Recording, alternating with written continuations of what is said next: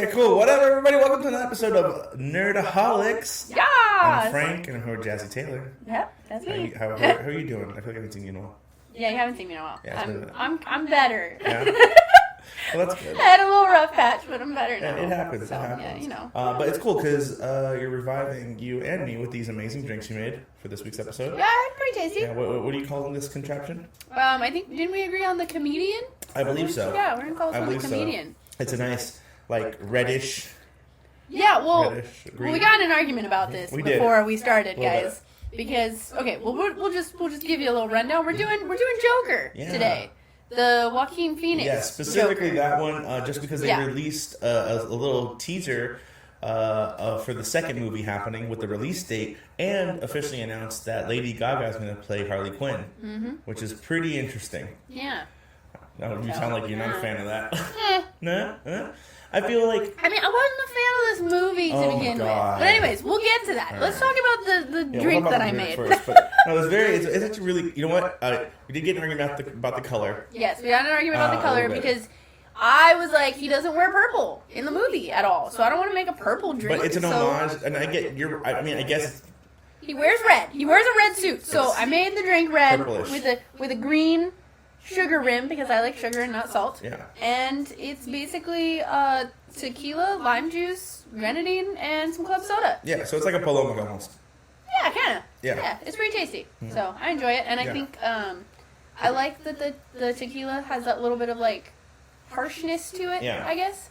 I feel like that goes well with the movie, because the movie was harsh. Yeah, to say the least. It's a little bit of a movie. It's a lot of a movie. Mm-hmm. It's a lot of a movie. I was like uncomfortable, like almost the entire time watching this movie. But shouldn't an origin story of the Crown Prince of Crime be uncomfortable? Sure. I mean, it's not delightful, that's for sure. Well, no, it definitely wasn't delightful. It was just, for me, I think it was almost too real for me. Like this movie made it so real versus like. So kind of a little bit more of like a campy-ish feel, or like it felt real. Like it didn't feel like that was like a whole nother like universe like type of thing, like this that's make believe. Because this is the thing is like I think we're so used to with Marvel kind of, and you know I hate admitting this, Marvel kind of takes the cake with these movies, this whole movie universes that they make, but I feel that the difference is, and it gets mocked a lot, is that DC movies are darker, and it is because the stories are innately darker. Oh, yeah. A lot more happens, a lot more deaths. There's so many characters that have done drugs, murdered somebody in an accident, and it caused them to change who they are and what they have to do. And we have a ton of anti-heroes. Like, you don't really get that in the Marvel universe. Versus DC, they do, and I feel like this is another good step in that direction. I love it. Like, Batman, amazing. I loved how real it was, how... It felt like it could have been a real place with real problems, and that's how I felt about this Joker. Mm-hmm. And the funny thing is, this Joker movie came out before the Batman did. Yeah. So this one, I think, really hit home for me because of that, because it did feel real. And, like, don't get me wrong, I don't think we've had, like, a bad Joker, but I do feel like this one was, like, the most realistic version of what could happen if somebody's mental health goes unchecked, and they just don't have the resources, and a lot of bad things happen in their life, you know? Yeah. And that's what I think was the best part, is like it is rooted in realism, and I think maybe that's the part that scared me the most, is that it is rooted in realism. Like that's could happen, you know, down the street. Like that's terrifying. No, exactly. And it is a very scary. I saw it like 6 times in the movie theaters. Wow. Like I saw it a lot because I just watched it for the first time this morning. Yeah, I know. That's the thing is, I was in love with, just from a filmmaking aspect, I love the movie so much. It's just shot so beautifully as far as like how they put the scenes together. Very cinematic movie. Yeah. My favorite scene, I know we're kind of skipping ahead, we're not talking about the story yet. My favorite scene is the one in the bathroom. Right after he kind of commits his first murder that we know of, because you don't really know what's going on. I feel like, so he shoots these guys. At first, I felt like it wasn't, like it was in self-defense, and then it kind of progressed pretty fast into like... Oh, yeah, because it definitely started off that way. It definitely started off as self-defense, like, and then just progressed to him just being like, no, I'm just gonna just finish murking this guy. This guy who just had enough of being literally the shit. Getting shit on just the whole movie. When he starts running away after he kills these 3 dudes. In first, I think at fear, but as soon as he gets himself alone in a place where he knows he's safe, he starts doing this dance, which symbolizes his change. I feel like, and it was even based on like our Marcel Marceau act. Do you know who that is? No. So Marcel Marceau was a famous mime, a French mime, and so he does this very strange dance. But I don't know. For me, I'm watching this, and I just see somebody comfortable, which is so weird after a very uncomfortable thing. And I think that's like, for me, the first part of him becoming the Joker is that scene. And it's really weird because up until that point, he really is just a guy facing a shitload of problems. He has a lot of mental health problems, and like you find out later like why he has a lot of these problems and stuff. But like, I don't know. Did you have like a scene that stuck out? And I know you didn't like the movie, but like something that you were like, oh, this at least looks cool, or maybe a scene that was so creepy you just hated it. I don't know. I'm trying to think, because there was a lot of things that like I felt like I had a lot of like moments like while I was watching this, like, well, fuck, like like just unexpected, but like at the same time like almost expected. I think one of the gnarliest ones for me was probably the scene where he kills like his old coworker when they come over to like try to comfort. That scene's crazy too. Yeah, they're like trying to comfort him or whatever, and then like the one guy is like just more concerned about himself because he's the one that gave him the gun and like basically got him fired. And I like don't all know if the that's true though, because there's a lot of scenes in this movie that we can't tell if they're actually happening, or if it's just his not imagination, but his psychosis. And I don't know if he actually gave him the gun because, and maybe he did, but I remember there's that scene when his boss, after he drops the gun in the hospital, which is such a great scene. Like he accidentally drops it and then still tries to play it off as a clown thing. Like what a way to come into your character. And then the boss is talking to him on the phone and says, I caught you, or somebody told me that you were trying to buy a gun off somebody else. So to me, that sounded like he was trying to buy a gun and then got it.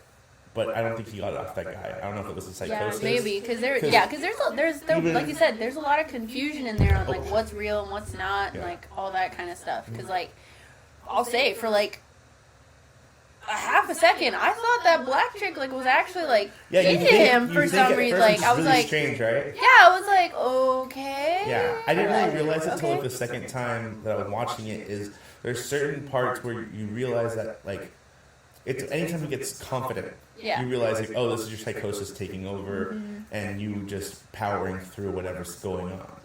And so I thought it was cool that they revealed that she wasn't really with him. That she like at the end, it's like they showed like the cut scene or whatever, like where it's like they're like together, but then all of a sudden like the scene transitions and it's just him by himself, and then you realize he was in his head. And he was imagining all these things. Except for the first scene with them together. I think that was real. The first scene on the elevator was real. She was just messing around, trying to connect with somebody who lived there, and just wrong person to connect with, which sucks, right? And then he became like obsessed with her, and like started following her around, and then like the scene, like obviously the scene where you like officially 100% find out that like it was all in his head is when he like breaks into her apartment, and she comes out of her daughter's room to see this man sitting on her couch, and she's like, "You're in the wrong apartment. Like, please, like, leave." Like, and then she even says like, "Is your name Arthur?" Like she doesn't actually know it. You're like, "Oh shit." And you're like, "Oh yeah, they didn't actually do any of the things that he imagined in his head." And the crazy thing to me was the scene where he had just, it was the same day where he was following her, and then she comes to his door. And he opens the door, or she's there. He opens the door, and she said, "Were you following me?" And she's like into it, and you're almost like, "Oh, that's weird." Right? You wouldn't expect it, but then you find out it's all in his head, and you're like, "Oh shit!" Like, and you're like, "Okay, that makes more sense because if somebody was following me, I wouldn't show up at their door and be like, 'Were you following me? You silly goose, you!' Like, no, thank you." Exactly. Like, But it's so funny how, like, when he thinks he's being confident, he turns into this very cool, like, very regular guy. Mm-hmm. And it's so interesting that that's just what he wants. He doesn't want to be, like, anything special. He kind of is. But when he has interactions, he just wants to have a normal interaction with somebody that he never really gets. You know? Yeah. And it's like, it almost is like you feel really bad for him throughout almost the entire movie. Like, I just found myself pretty much, like, taking pity or, like, being, like, sad myself for him, because it's like, he's obviously struggling with his mental illness, but there's nobody there to, like, help him with it. Nobody's willing to help him. Everybody's just mean to him, like, the whole time, and then that's pretty much what causes him to just completely go off the rails. Because everyone's just mean to him. Yeah. Like, I honestly feel like if there was just a few people who were just nice to him, it might be better off. Things might have been totally different for him. Like, just one person be nice to him. Even if Thomas Wayne had just been a decent human being to him, things probably would be night and day different. Like, you're right. It's kind of the theme of the movie is not treating people with decency. Yeah. And that's where the state of Gotham was in the movie, was just everyone was on edge. Everyone was trying to look for good, and they just couldn't find it. You know? And I think that's what's great about this movie is we kind of get like he didn't fall into a vat of acid. His brain did break, but only in result of his environment. I think that's like the whole theme of the movie is that. Well, yeah, because I was going to ask that too. I was going to ask, like, is this like an actual origin story, or is it like somebody's like fan fiction origin story? Yeah. Of the So Joker like, doesn't have an official origin story. Got it. Because just like kind of like Heath Ledger's, where he just has several explanations.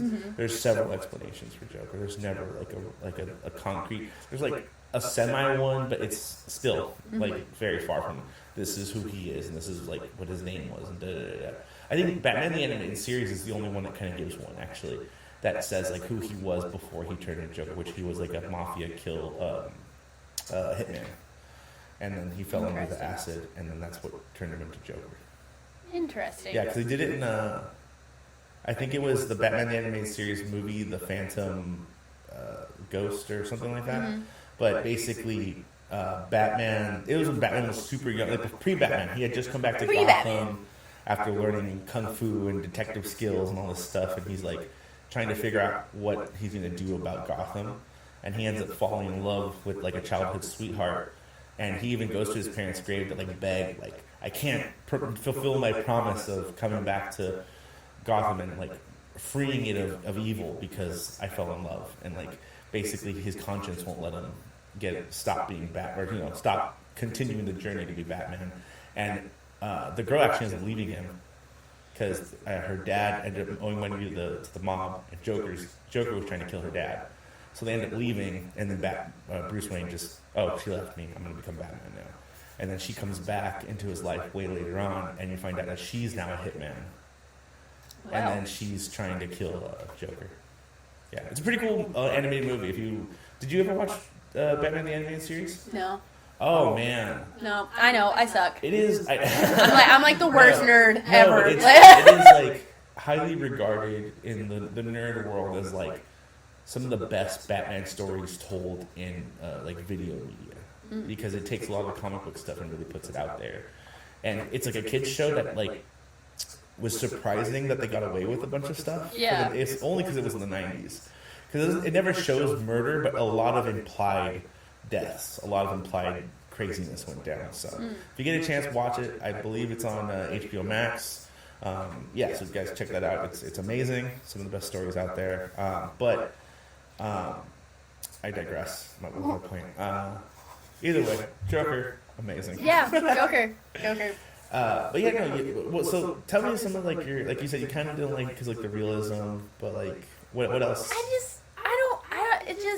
I was just uncomfortable the whole time. Like I said, like it just made me so like sad and uncomfortable. Like I felt so bad for him, but at the same time, it's like at the same time I was like, he's such a bad, like he's a bad guy. Like he's out here just murdering people and like causing chaos, and he's loving it because he's causing all this chaos. I think that's the thing. Yeah, but it's just like, I felt so bad for him. Yeah. Like me being who I am, like I'm an empath, so it's like seeing him in like so much pain and stuff. I was like, I just want to give him a hug and just tell him like it's gonna be okay. You don't need to murder people. All right? What did that one guy say? That viral video that was going around like a year ago or whatever. He's like, just relax, like eat a moon pie, drink a 7-Up, stop murdering people. Like, I mean, I feel like that's all Joker needed. Like, you know, I just needed some. I don't know. It was a lot, man. Wisdom. It was a lot. Just all of it. But even like when he gets brought into the TV show and like the Tonight Show, basically. Yeah. Which that whole thing is taken directly from the comics. That's the one thing I do appreciate. I think the better DC movies always kind of derive directly from the comic books. You know, I love that they use, like, in the comics a lot of times where they use newscasting, like you're watching the news, and they put that in the panels. It's like the news is delivering story to you. Yeah. And I feel like they did that a lot in this movie through the late night show. Well, they did that, but they also, there was a lot of newspapers and stuff too. So like, you know, you see him like pulling pictures out of like the newspaper and stuff, and like everybody's always reading a paper, or they like walk past the like the newspaper stand and stuff, and you see the news on the stand and stuff. So yeah, there was a lot of that. Or like visual imagery and stuff. Excuse me, but yeah, it was just really unique storytelling. But yeah, all the scenes on the late night show were really, really cool. I like the comedy club. I love that they actually use real comedians. Sam Morrill, super funny fucking guy. Super funny guy. Gets this really small cameo. The funny thing is, like, I think he has like one Comedy Central special, but he actually like tours the country like pretty often, and he's just randomly in this fucking Joker movie. Joker set as a comedian. I felt for him. I was like, you got him on the next one, Arthur. Don't worry about them. But also, how are you gonna have pro level Sam Morrill up there, and then you're just gonna throw up newbie Arthur fucking whatever Arthur Fleck up there right after? No, get the fuck out of here. You know, like that does not happen. But yeah, that was interesting in itself, just the way they kind of set that up. Yeah, I mean, it's got to be difficult though, because it's like they explain or whatever in the movie that his laughter isn't just like a thing. It's an actual like medical condition that he has. Right? So it's like, so when he gets on stage and he's trying to do his set and he's laughing hysterically at himself, it's not because he thinks he's the funniest guy ever and he just can't get through his own joke. It's because he's just so like, I'm guessing like nervous and scared and everything for being up there on that stage that he can't control his laughter, because that's how he like basically gets his emotions out, is just by hysterical laughter. And so it's like, I felt bad because I was like, come on, buddy, like you can get the joke out even if it's not funny. Come on, Frank does it all the time. But that's the thing, like he actually reminded me of a lot of people who really want to try stand-up. I've seen it. I've seen people who like they'll wait till they're like 40 for whatever fucking reason, and then decide to do one open mic, and they say like the weirdest stuff. Because I think it's just because they don't act like it's such a far-fetched dream for them. They don't actually do the work to try to understand comedy. Yeah. And so, and I get it. Like my first time was awful. I mean, I have it on tape. I've watched it like once. I can't watch it, but it's true. Like if your first time, you're just trying to like get your bearings. You're just trying to understand what sensory overload for you. You know. Yeah. And so, but what he got out, Arthur did was, I was always told I'd be a funny comedian or something like that. And I'm like, it's. Yeah, well, like his mom told him that he was like destined to like spread like laughter and happiness and everything. So he was like, I'm gonna be a comedian. And I hear that all the time from like people that are older, that are like 40, 50, that try it for the first time. It's such a weird like opening line. So, and it's like pressure you're almost putting on the audience. Yeah. It's like, okay, buddy. Like, hey, you better laugh because, you know, I'm doing this. Exactly. I'm up here for you. Like, no, guy, you're up there for you. All right? Yes, 100%. And that's the thing. And so, but I do recommend, if you're just somebody who ever wants to fucking do it, I tell anybody to do it. Even as like a one-time experience, it is the most humbling experience of your fucking life. And it puts a lot of things in perspective. So go try it. Don't be like Arthur and go and tell the audience that they have to laugh at you because your mom told you so. Yeah. But it was still an interesting scene. And then even when he on the late night show, they end up getting a tape of it and then making fun of him. Yeah, and that was the whole reason that they were. Like, I thought that was fucked up. That they just reached out to him him. and they were like, "Come on, you suck so bad. Like, what the fuck, dude?" Well, I mean, they didn't even say that though. They were just like, "Oh, hey, like we just really want you to be on the show. Like, you want to come be on the show?" And he was like, "Well, yeah."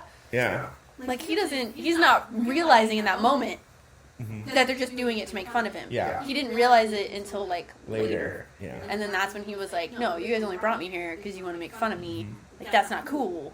And then then he just goes on his little rampage. Yep, and goes off. But that was such a good scene between Joaquin Phoenix and Robert De Niro. Like the back and forth of it.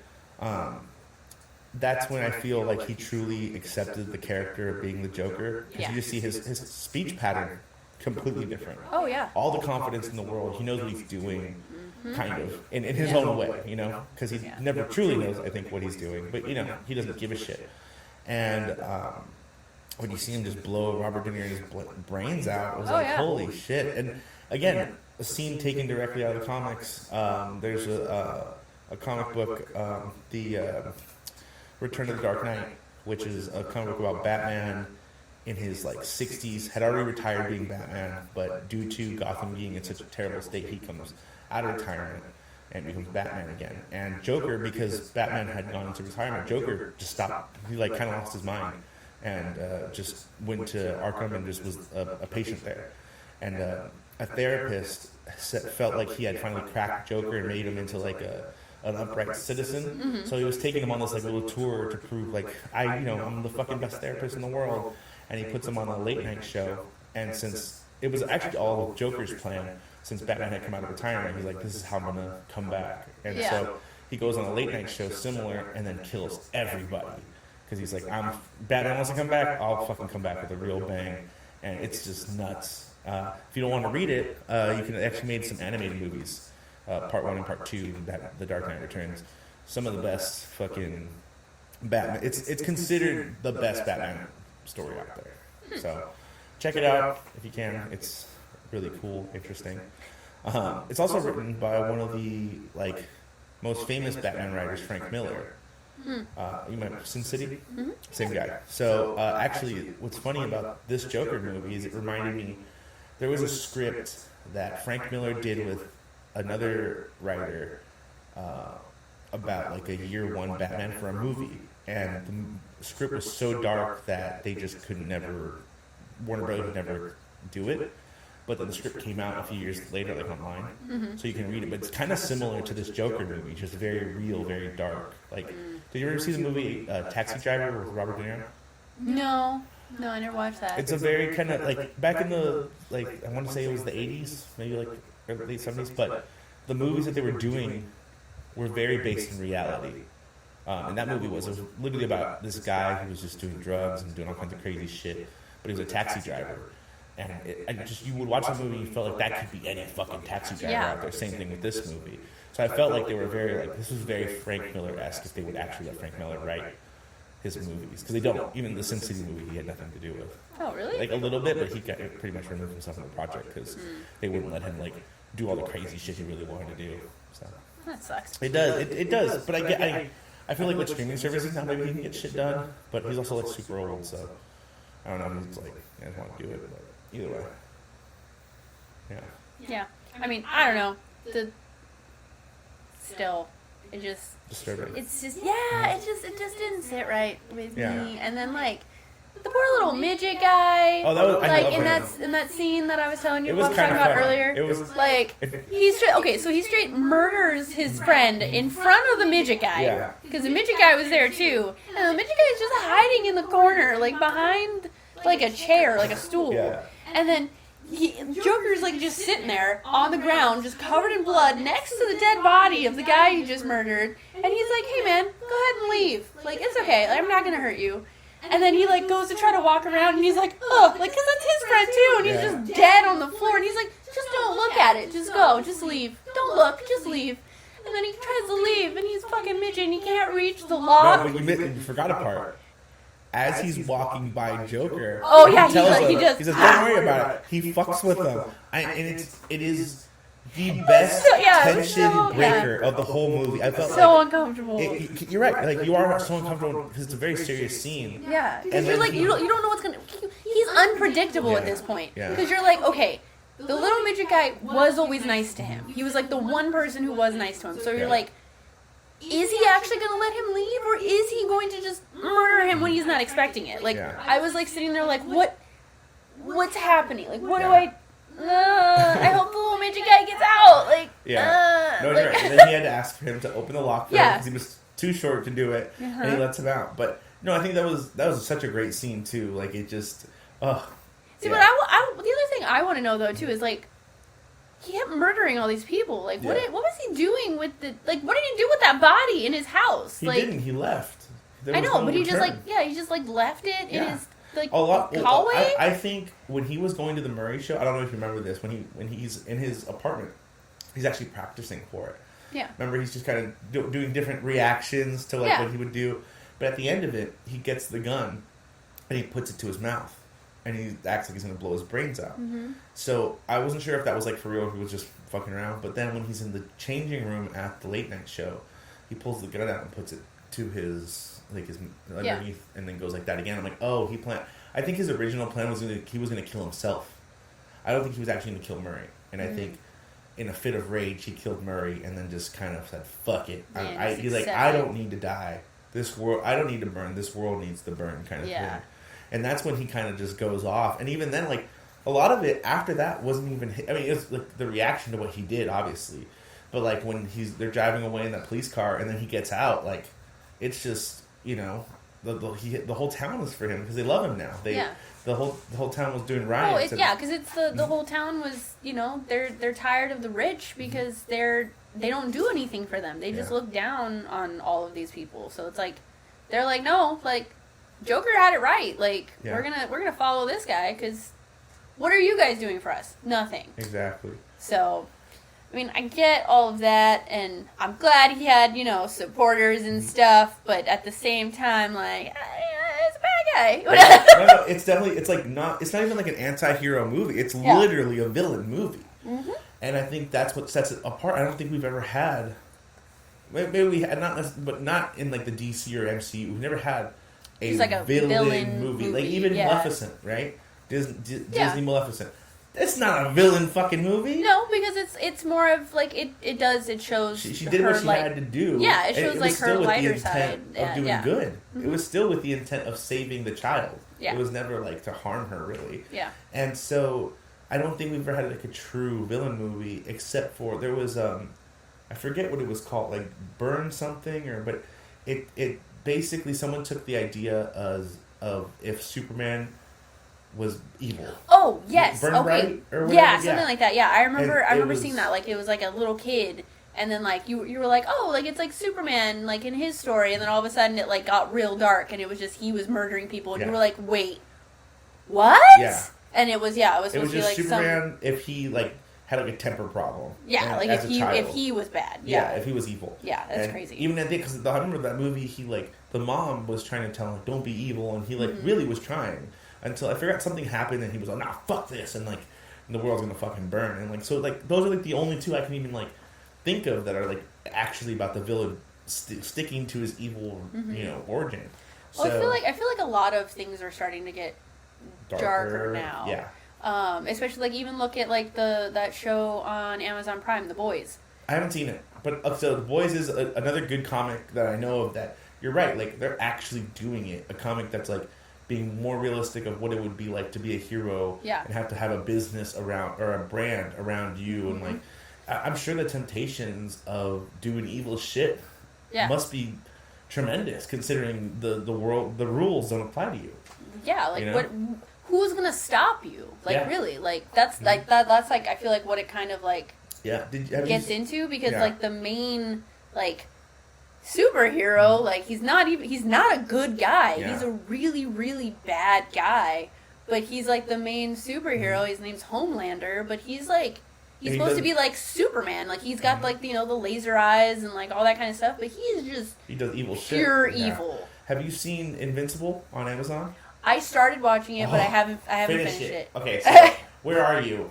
I think I'm still at the very beginning. Okay, like I don't even can't talk honestly about really it, remember. Literally, what I'm about to talk about will. Because I just remember it being very like intense. No, it is. It is like I don't want to say gory, but it kind of is. It's gruesome. Yeah, it is. It just shows a lot of like when they use their super strength and their fist goes through someone's brain, it goes through someone's brain. Yeah. But you at least know about the first episode. You watched the end where.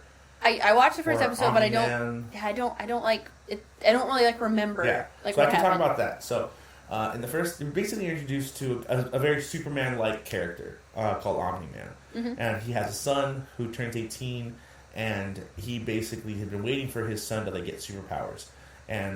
But he was like a late bloomer because Viltrumites, which is what the alien he is, usually get him pretty young. And he didn't get them until like literally the day he turned like 16 or something. Mm-hmm. And even then they were like, oh, fuck, it's probably not going to happen. And he accidentally throws some trash into space or something. He's like, oh, shit. But...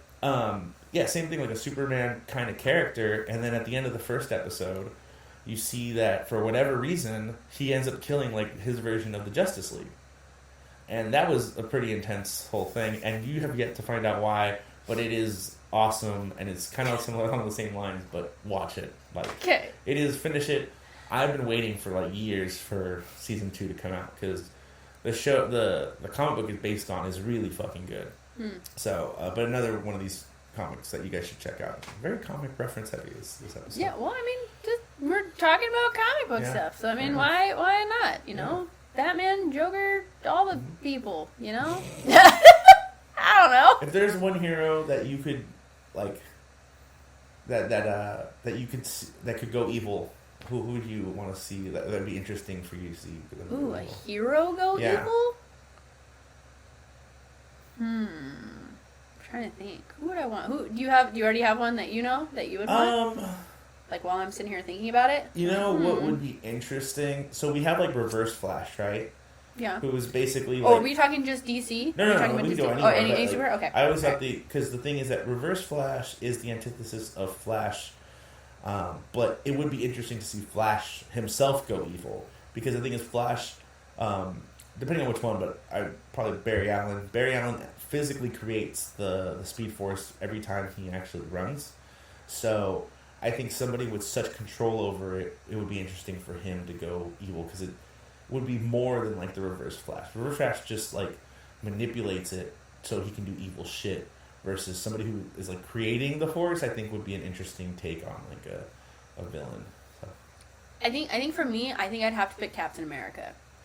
Yeah, and the reason cool. why is because I hate Captain America. What? Because he's such a Boy Scout. Yeah. He's always like Mr. Goody Two Shoes, like gotta do the right thing. Yeah. You know, yada yada yada. You know, language. Like he's such a Boy Scout, and I fucking can't stand it. So, for me, I think seeing him go bad might actually make his character interesting. So they did a thing in the comics a while back where they actually had like a universe where he's like Captain Hydra. Oh. Yeah. It's pretty interesting. Pretty cool. You even see him like a Captain Hydra suit. Like, it's pretty cool. Yeah. So, a lot of people actually I feel like that would make him more interesting. Yeah, no, like, right? Or they actually, did you watch the Winter Soldier and Falcon show? No. So there's a character in the comics called U.S. Agent, which is basically like the evil version of Captain America.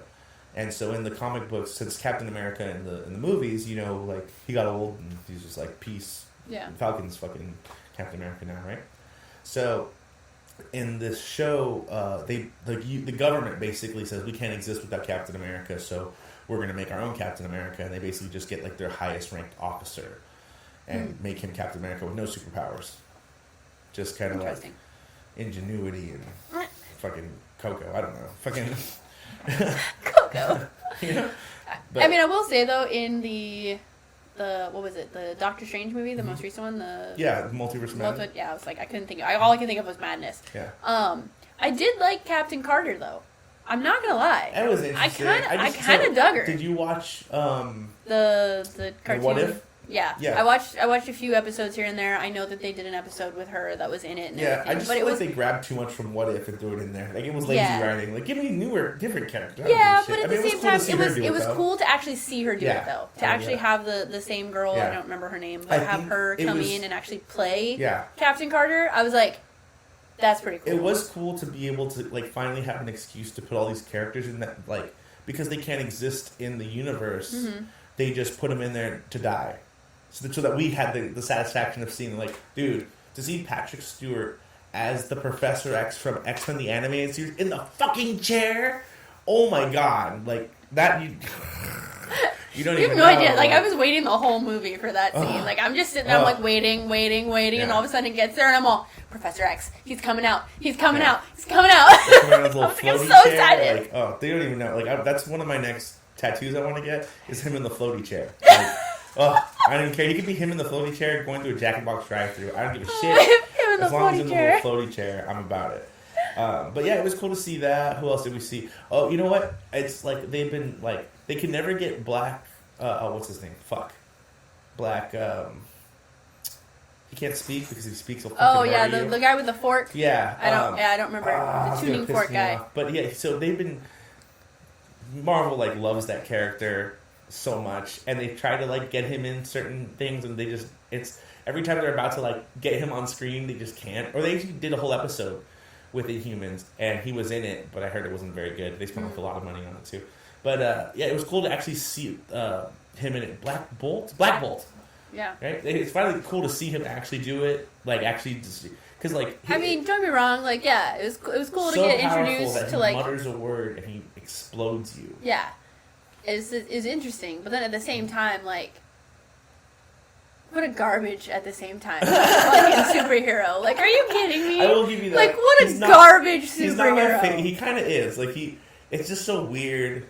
Like, it's a weird. Literally, the only thing that the Scarlet Witch had to do was just make his mouth disappear, and then he like made a little grunt, and his whole head exploded. Yeah. Like, but also, I feel like that wouldn't have happened because, like, if he could hear himself talk, why would that make his brain explode?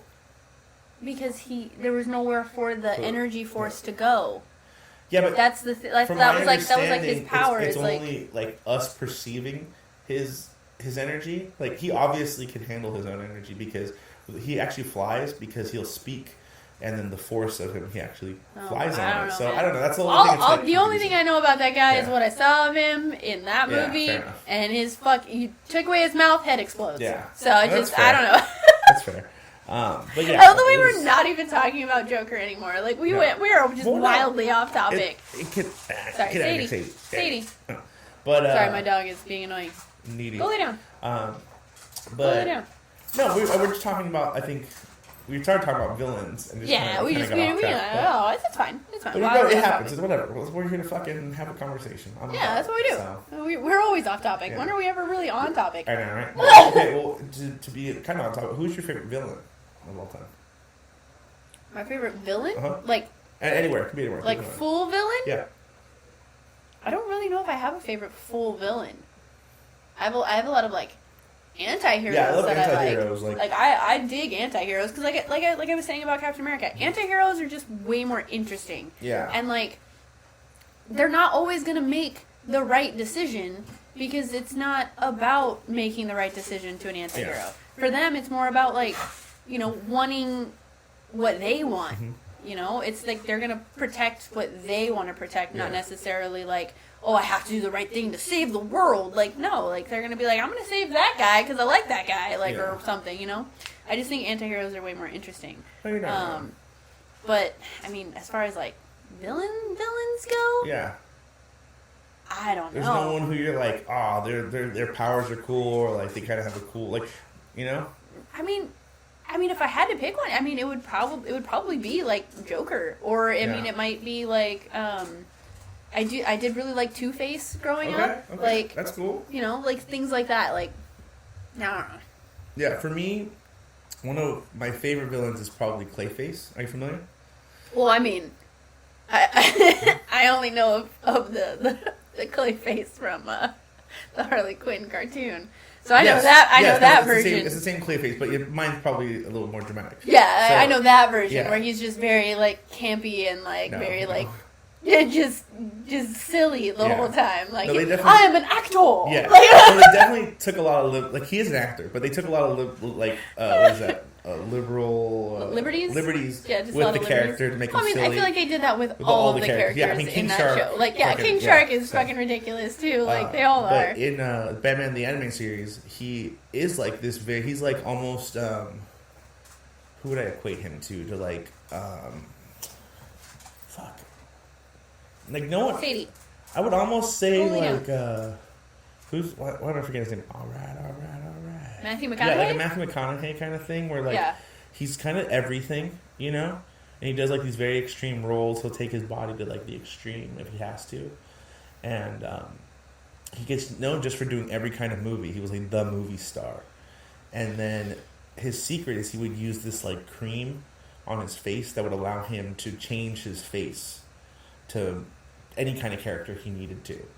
So he just got known for doing all these things, and he basically ends up like using the cream so much. It's like it became like a drug. I think there was something in it, and he got addicted to it, and then he basically I think he falls and he knocks over a bunch of it on himself, and then he ends up getting stuck inside of it, and his body becomes the cream basically. That's why he can change into different things. Big pile of poop. Yeah, but but that's the thing. He has this crisis, like a self crisis, because he's no longer he can't hold his form for very long.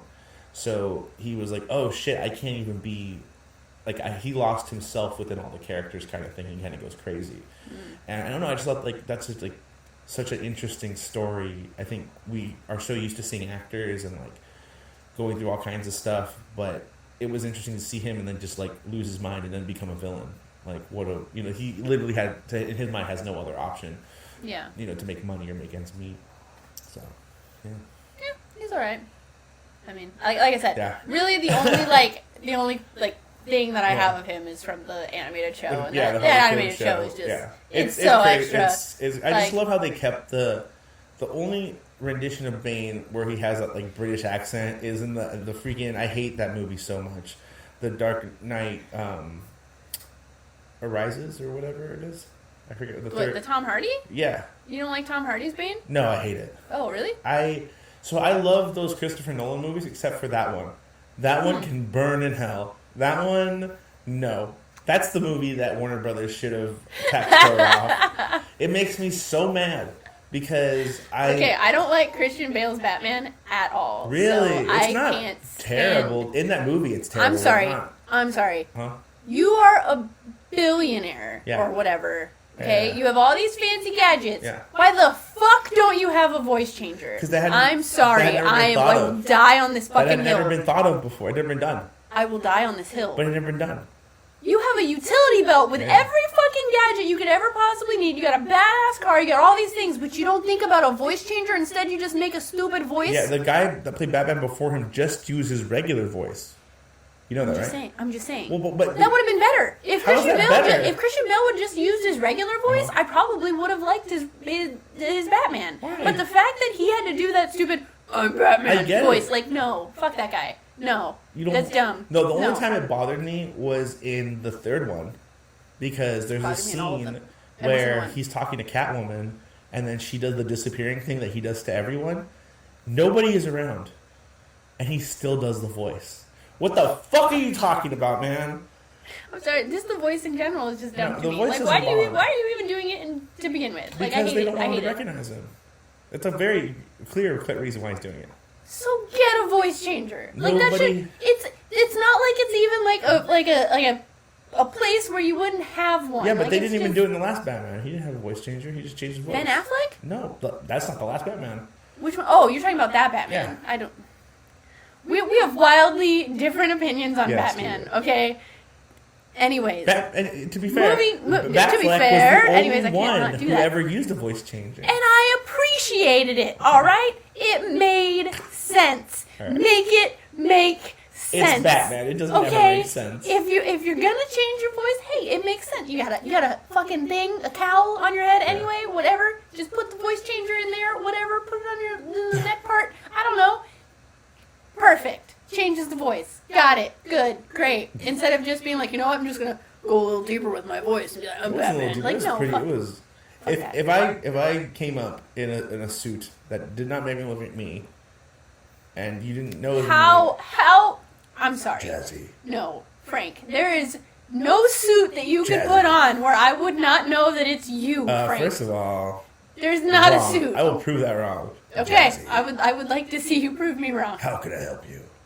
No, I'm just gonna Distress. lie to you. I'd be like, that's Where not your is the real danger? voice. Like, that's not your real voice. Where is it going? Stop. No, there's no way you would never know the difference between this voice and my actual voice if I talk like this all the time and you had never heard my actual voice. Your voice is gonna start hurting. No, I actually do voices all the time. No, yeah. So I'm You- really okay, used so I can finish talk. the episode. I will finish the episode. Don't you? I will sound like a Jewish woman who has smoked 1,000 cartons today. I hate you. Don't So tempt much. me. It will So never much. change. I hate you. It will never waver. I hate you so much. And know what? This is my Batman voice. All right. Okay. I'm Cool Batman. story. Now we have Frank with a stupid ass Batman voice. I'm Batman. For the rest of the episode. Batman. You're welcome, everyone. Hello. I hate it. Make sure you Anyways. look left and right before you cross the street, little boys and girls. Oh my This comes from Batman. It also works as like a late night Need more alcohol. radio host. Hi, this is K703 with Jacob Taylor. Did you just say Jacob? Jacob Taylor. That's my radio name.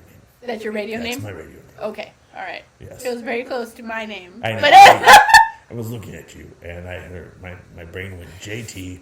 JT on the radio. got it. KK967. You're a ridiculous Playing human. Justin Bieber back to back Oh my god. for the next Stop. 3 hours. Stop. Baby, baby, baby. Anyways, you're so dumb. You're so dumb. Oh, Okay, man. but I do have a question though. Okay, go ahead. Yeah. What happened to the black chick? Did he kill them, or did he let that's them the live? thing, right? Like, they didn't. I they think he didn't say. murdered both of them. Yeah, it doesn't say what happened. I It's just, think he legit just murdered leaves, both of them. 'Cause and at you that don't point, like, hear he, what no happened. words. He literally just does the joke back to her, but not as a joke. And I was like, Yeah. that's terrifying. Yeah. That's the worst. Yeah, so that was my question. Yeah, no, he like, killed when I was watching, that I was child like, and he killed that mom. yeah, I was like, did he kill them? He had to because have. like all he does is do like this, and then all of a sudden it's new scene, and you're Yeah. like, are they okay? I think the hint to that is that we don't ever hear a door lock behind him because we see him go out of and we see him in the hallway. And not at one point, immediately, if he was to leave, you would have locked that fucking door. Yeah, So, yeah. and that's the thing. Even at the end, But, like, like, I we don't mean, know if anyway. he actually killed that person. He's just running around the fucking place killing people. We'll find out. Oh yeah, I mean, he definitely had to kill that psychiatrist lady. He was Yeah. covered in blood when he left the room. He was leaving bloody footprints. Where else was the blood coming We from? don't know if the blood was Is he on real. his period? We Like, don't know what's if the going blood was on? real. The blood could have been in his head.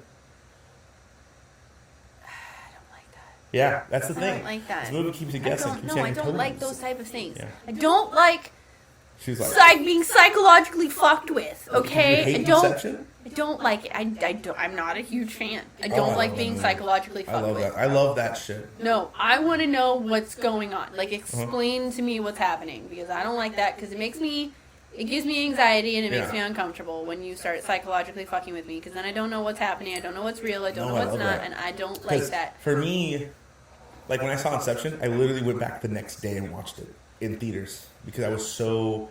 And you know what the crazy thing is? I hate going to movie theaters by myself. I've only gone to like 4 movies by myself. I've never once gone to a movie by myself. I would rather pay for other people to go with me than Yeah. fucking go by myself. So that when I went to go see Inception, I paid for our friend Ashley and her boyfriend at the time to go to the movies. And then the next day, I saw it with another friend who didn't have money, and I paid for them. I paid for fucking 5 tickets to go see a movie You want to twice. know something really sad? There's only one movie that I've ever gone to the theaters, and I've seen like more than twice in the theater, and I Okay. saw it 4 times in the movie theater. What movie? Willow? Van Helsing. Oh god, I like that movie. The Hugh In Jackman. theaters? In That the movie Hugh does not even need Jackman. to be in the theater. Van Helsing. I saw Van 4 Helsing? times in theaters.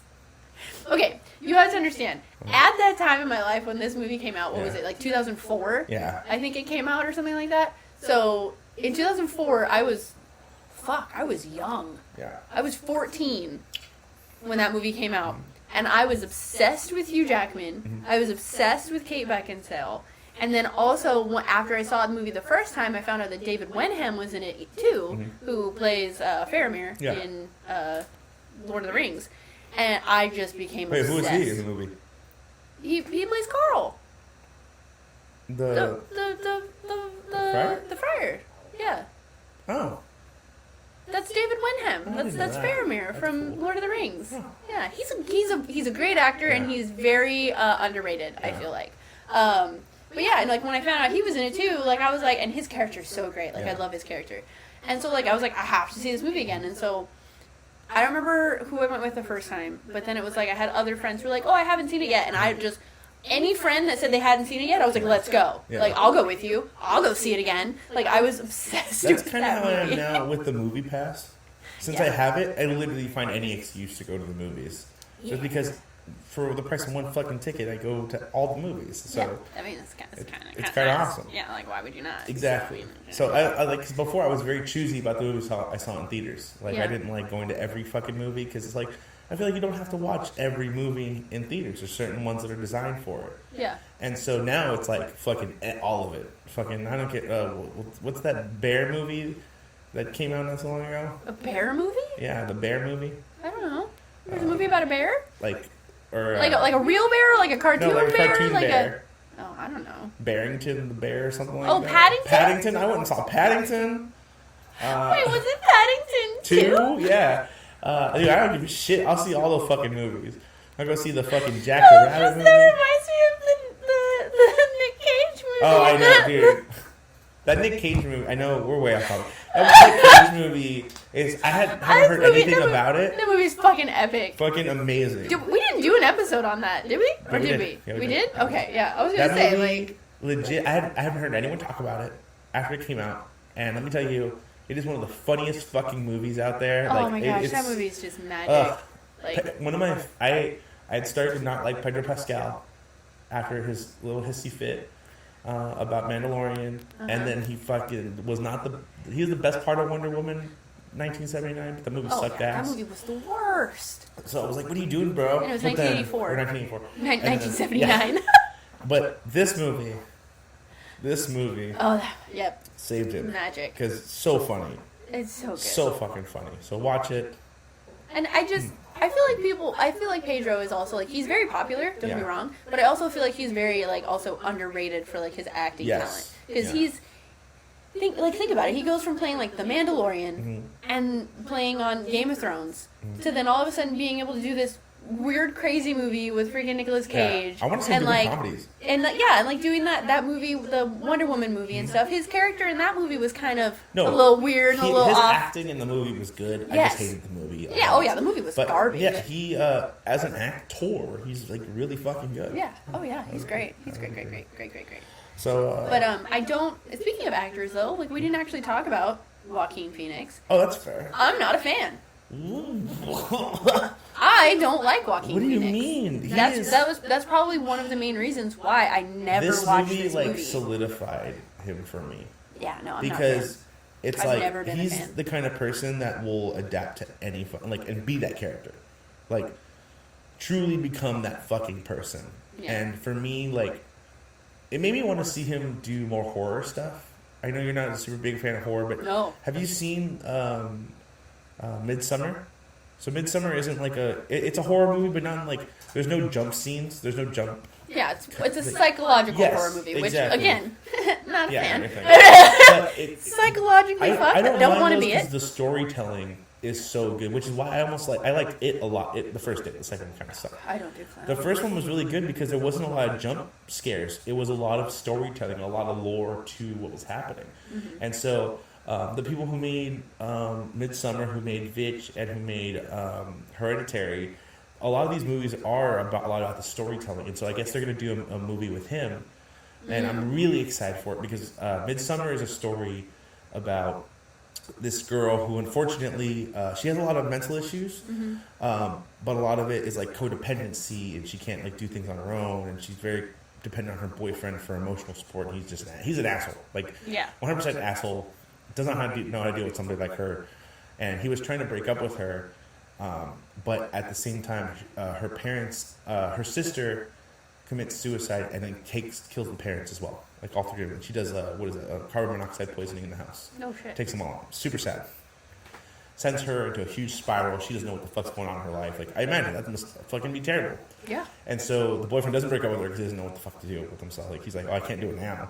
And so he had been planning a trip with his friends to go to some festival, like, in the middle of Germany, or, like, what is it? Not, like, I want to say Scotland, like, Dutch area, like, those hills, Like Sweden? Like the Yes, Netherlands? like the Netherlands, like over there. But one of their like transfer students, like foreign students, was from over there.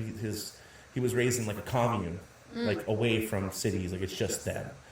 And he's like, oh yeah, my people do this festival every year, every 100 years or whatever. It's like a celebration of life. And so they're all sociology majors, so they want to go and do like their what is that when you're trying to get your doctorate? It's like a paper you do your thesis or whatever. Oh yeah, your thesis. They do their thesis on this festival, so it's like, oh, let's go. And what they don't realize is that the festival is a celebration of life, but they believe that life has cycles, and that instead of just waiting till you're old and you die, they basically sacrifice their lives at this festival to like give back to the earth, so a new life can be born. Like that's what they believe in.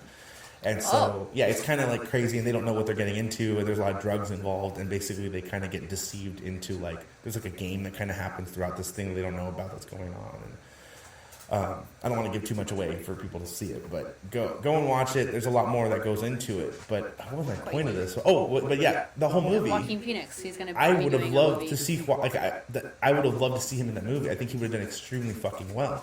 So the fact that they're going to work together with him on another movie, I cannot wait for it, because their movie is just so, again, like, I know you don't like psychological thrillers, but that's what it is. It's just keeping you on your edge of your toes of like what could happen. You're like, oh man, oh man, oh man, and each turn, like I feel like I'm peeking around each corner trying to find out what's happening, and then it happens, like, oh my god, it's crazy.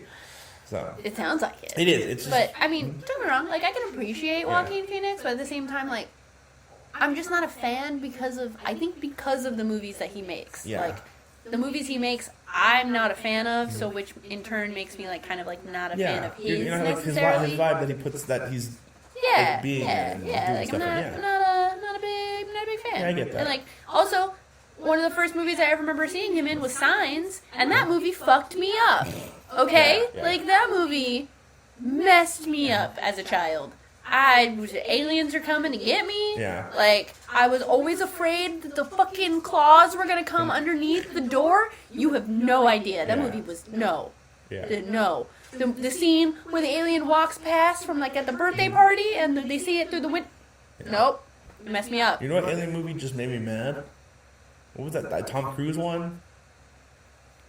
The one where he like keeps going back in time. No, that was cool. That one's really fucking cool. I hope they're trying War to, of the Worlds? Yeah, I fucking hated that movie. Oh, I never even actually saw it because I movie. Heard that it was just like complete garbage. It's not fire, it's the idea isn't bad, because it's a book. The book is actually pretty good, because they didn't have enough time to go into like what needed to be told in the movie, and that was the problem with it. There wasn't just enough things there for us to like see, to truly appreciate the story.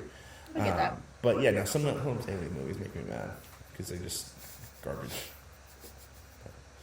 But yeah, I mean, like I said, he's probably generally a good actor and everything, but for the most part, like, I just don't like the movies that he does. Yeah. For the most Well, part. and this I think it's interesting because like this movie doesn't leave a whole lot of room for a sequel, and I honestly didn't think he was going to do a sequel. If anything, I thought he was just going to do another character, not Joaquin, the writer director. Yeah. I thought he was going to just do another villain character and just kind of do these one-offs. I thought that would be such like maybe a like great do way one to for do like it. Scarecrow. Dude, if you did a and, Mr. Freeze one. Oh yeah, that'd be great. Oh my! They did a. Can we get Arnold to come back and reprise his God. role? Take 2 of these and call me in the morning. That's your Arnold. That's it. Yeah, that was my best Arnold. Okay, I can't do Arnold's accent. I can't do that. Take 2 of these and call me in the morning. Yeah, well, that's what he said, because he took the little vials out of his little arm thing and was like, "Here, use these to save Alfred. Take 2 of these and call me in the morning." That's what he said. Like, I'm sorry. I know that Batman is no one's favorite, I like it but for it's what my it is, favorite. but it's okay. still bad. I like it for what it is. Batman nipples and everything. so bad. But yeah, I would love him to do like one-offs. Like again, Batman the Animated Series. They did a fucking one-off movie with Mr. Freeze. I fucking cry every time I watch that shit. That shit is fucking sad, and it's amazing. It is the best. Mr. Freeze is probably one of the best. And there goes Frank's camera. Yeah, one of the best villains with the like his backstory wise, like just out. Well, yeah, because he's not like his whole thing again. Like to me, Mr. Freeze almost comes off more of an anti-hero to me than an actual villain. Because his whole thing was just he just wants to save his fucking wife. Like that's his whole goal. Yeah. He really loves the chick, you know. Yeah. He just wants her to be okay. Batman Beyond, they did an episode where they actually like, basically like. They were able to like future save him by cutting off his head and putting it in a jar. And so a lady basically said, I can like regrow you and like cure your disease. And he was like, what? And then he like becomes a good guy. And he starts doing a lot of good things until they find out that the disease is not curable. And he ends up turning back into Mr. Freeze again. He's like, oh, and then fucking freezes everything. That's where he goes wrong. Okay. Yeah. Last thoughts on Joker. What are your final thoughts? Oh, I love the movie. I cannot wait for the second one, which supposedly might be a little bit of a musical, from what I hear. Well, they gave it a name already, right? Isn't it like a French name? I don't know exactly what it means, but I know it means part 2. Yeah, I just happened to see it. It comes out in like 2024. Yep. And it's October. like it's got like a French title. It's like Joker with like a French. Well, the writer-director's French, so. Oh, that makes sense. Which, again, like, that's why. I think that's why we got to see the Marcel Marceau scene in the first one. I think that's it. The whole movie's inherently foreign with an American twist, which is, I think, why I loved it so much. Because I do love a lot of the nuance that, like, foreign films bring. But it was an American story, and so I think this one will be really cool. It'll be interesting. I'm not normally down for musicals because it's hard to impress me with musicals. Like I was shocked at I'm sorry, I said I loved La La Land. I am shocked. I fucking love that movie. Everything except for the first song. The opening scene kind of sucks. Other than that, flawless fucking movie. I cried. I laughed. Cried some more. I mean, I generally like musicals, but I mean. Sometimes I don't. I have to be in a mood. I get it. And but there is one musical episode. I know I'm like wildly off topic, but there is one musical episode of like a TV show. Okay. Because you know how every now and then, sometimes you get the TV shows, and all of a sudden they're like, we're gonna do a musical episode, and you're like, why? Yeah. Family Guy's done a few of them. There was one, and it was Buffy the Vampire Slayer. Okay. And I feel like Buffy the Vampire Slayer kind of knocked it out of the park with a musical episode because they like made it make sense. Yeah. Being a musical, because it ended up being a demon that is like a musical demon, which was causing all of them to like just burst out into song for no reason. Yeah. And I don't know, they actually gave it a purpose instead of it just being like, oh, we're going to do a musical episode for no reason. Like, they actually gave it a purpose, and it was cheesy and it was campy, but at the same time it was so fun, and like, still when I watch that episode I can't help but sing along. Like, it's great. What's great that episode. fucking Archie show? I can't remember the name of the one Archie that's show? Archie. Yeah. Oh, Riverdale? Yeah, Riverdale. So Riverdale does one every season. Oh, goodness gracious. Yeah. And it like at the first one I was like, okay, that's not bad. But then, like, the more it kept going, I was like, I can't. I had to stop watching the whole TV show because it got too ridiculous for me. Yeah, I never even watched it. I actually was obsessed. I loved the show up until season 4. And then it just, like, they had to top it every season. And I was just like, how much sex are these people having in high school? I'm getting so tired of, like, these shows being so great. And then they just it gets to a certain season, and all of a sudden it's just like everything. It's just starts hard. going I get downhill. it. It's hard to write. I get that too, but I mean, I feel like even as a writer or like producer, director for a TV show, I feel like you should feel the same way that like everybody else does. I feel like you should feel that it's going downhill, and maybe be like, hey guys, maybe we should kind of wrap this up. I think it's happening more and more because there's certain shows that like. They reach a certain point and they're like, no, like, Sorry, my dogs are a menace today, guys. Did you ever watch the Carmichael show? It was like a sitcom. No. It was a comic who had like a had like a daytime or not daytime, but like a night sitcom. And he only did 4 seasons, and he was like, I was just felt burnt out. I didn't want to like leave on, I want to leave on a high note. And so he ended the show 4 seasons, and he could have had like a 9-season show. But like, I also think that's why you have shows like How I Met Your Mother. Don't get me wrong, that ending sucked ass, and it makes me mad every time. But as a show as a whole, it's a really good show, and it's why those shows are special. I mean, Game of Thrones is a perfect example. That is a top tier show.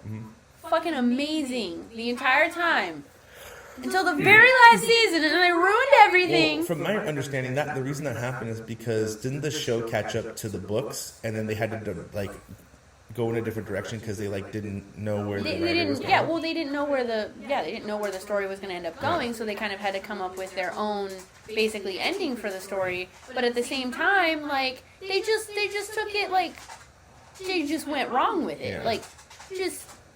Yeah, the whole last season was just garbage, and I'm sorry. I can't with that. But I mean, my last thoughts on Joker. I mean, I don't see myself ever watching it again, to be honest. Yeah, it disturbed you. Yeah, I mean, I'd probably give it like I give it like a 5 out of 10 for me, just because the story was good, the acting was good, like all of that, but just for me and like my own personal preferences. Not a movie that I would be like, I'm gonna watch that again. Yeah. So yeah, I give it like a 5. I would say I almost want to say 9. 8.5. I want to say like 8. 8.5. Split the diff. Yeah, fair enough. 8.5. Like everything was just there for me. It wasn't a perfect movie, but I did like it a lot. So. Well, I didn't. Well, there we go. That's okay. Now you know. Thank you guys for joining us for another episode of Nerdoholics. Yep. Glad to have you guys Jazzie, here. where can we find you on all your socials? Right there on the page. It says so on the video. No, I forgot I did that. Beauty.and.the.booze. That's me. Yeah, That's where you can find me. You can find me at Useless Frank pretty much on everything, guys. Yep. Thank you guys for hanging out with us again. More episodes to come. Again, like, go on our social medias. Tell us what you want to see. Yeah, what do you guys want us to talk about? Yeah, because we would love to talk about more. Give us suggestions so we can talk about what you want to hear us say words about. Exactly. Yep. Things and stuff and words. And things. And yep. Yep. All right, guys. Okay, you're rad. Okay, bye.